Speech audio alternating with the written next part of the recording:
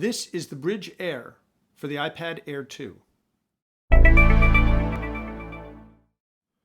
Hi, Dan from Your Diary.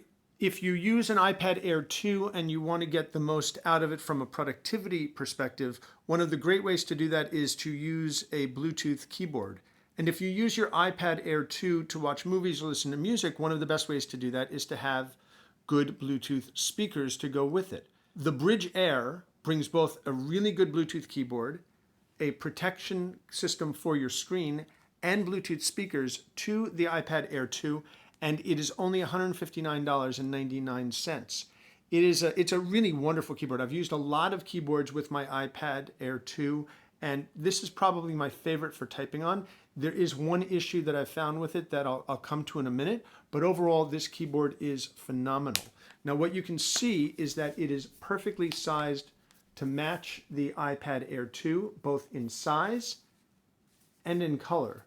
So my iPad is right here, the hinges are right here, and then this is the back, the bottom of the Bridge Air. It has these nice rubberized feet which allow you to actually not only keep the Bridge Air metallic bottom from sitting on the surface, but it also lets it stay put. It keeps it from sliding around.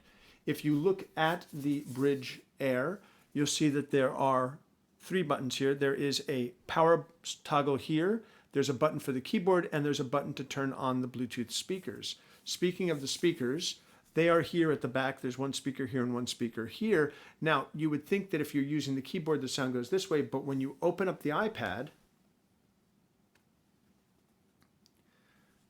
comes down a little bit, so the sound actually goes out of the speakers and up toward you. It uses the iPad to actually redirect the sound, and you get really a much better sound than you would from the iPad alone. It makes for a really pleasurable experience if you're listening to music while you're working or if you're watching a movie. Now let's separate the iPad from the Bridge Air. Just take a look at the Bridge Air itself. It has a really nice heft to it. It's probably a little bit heavier than the iPad Air 2, but not much. It's not heavy at all. You have the hinges right here, which actually go all the way back. They work independent of one another and have a rubberized material here so that your iPad screen and back are never coming into contact directly with the metal, which is really nice. That way you don't have to worry about it scratching. You just want to be careful when you're setting your iPad inside, obviously. The keyboard is an absolute pleasure. It is plentiful in size, and the island keys are nicely sized, nicely spaced, and they're really responsive. This is probably one of, if not the nicest keyboards I've used with my iPad Air 2. You've got this rubberized material here that keeps the screen a little bit off of the metal surface and the keys, and you've got all the specialty buttons that you might want. You've got your Siri button right here.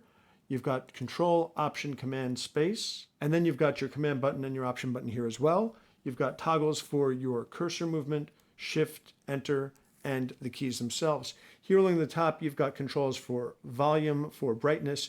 You've got a search button. You've got a button for bringing up the soft keyboard. You've got a button for bringing up your browser, and you've got audio controls as well, both for controlling the tracks and also the volume. So it works really, really well in that regard. You don't have to use it with the speakers on, but if you want to use it with the speakers on, you're going to get much, much better sound. And you're going to get about 3 months of runtime per charge. When you need to charge it, you simply go to the micro USB port here and use the included cable to charge it up again, and you're going to be on the road once again. The hinges are really sturdy and will hold the screen at any position you place them in, and it'll fold flat. When I'm playing games and I don't want to take it out, I just fold it flat and use it that way. As I mentioned, the screen comes below the keyboard so the sound goes up and toward you. It also raises the keyboard a little bit to give you a little bit more of an angle for typing, which is also really, really nice. Which brings us to my one niggly concern when using the iPad Air 2 with the Bridge Air, and that is you don't get any real protection for the iPad's back. Now, with the Bridge Mini, I showed that you can actually have a film on your iPad and you can have that and use the keyboard still. I have a glass screen protector on my iPad and the Bridge Air works just fine with that. You're going to want to get some sort of a film to protect your iPad because you don't have a back case on it. So that's a concern. When I use this for traveling, I actually put it into a water-filled sleeve that'll protect it just because I don't want it bumping around in my bag and getting scratched.